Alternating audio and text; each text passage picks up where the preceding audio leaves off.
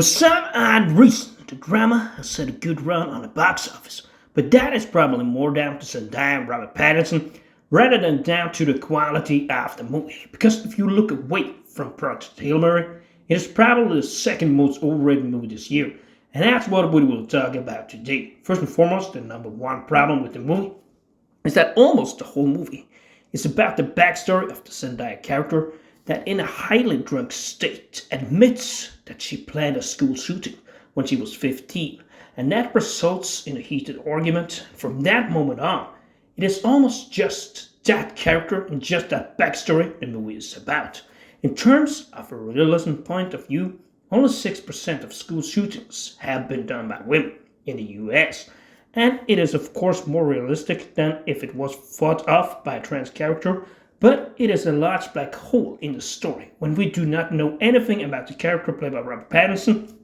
All we know is how he met Zendaya while she was reading a book, and we see their first date. It would rather be interesting to know the backstory of this character before he met Zendaya.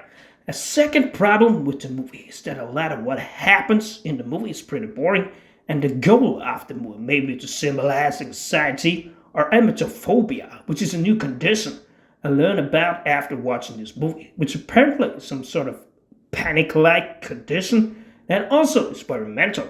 Nevertheless, the other characters, like the friend couple where one of them is the maid of honor, are pretty bad.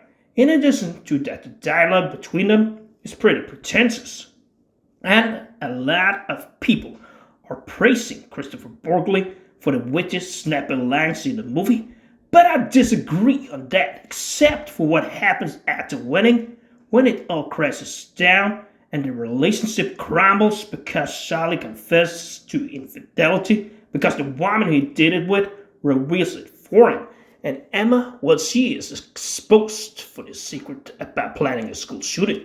Near the end, there with this situation that spins out of control.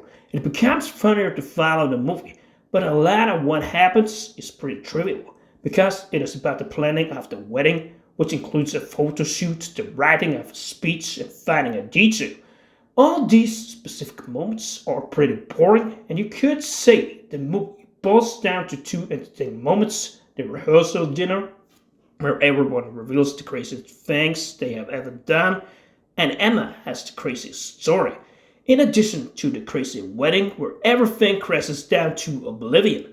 Additionally, although in this movie, you could say it is a different movie, and perhaps done in a more unique way. It is marks of the creativity you see in Mulholland Drive, seeing Zendaya posing with a gun or people locking themselves in the bathroom to puke.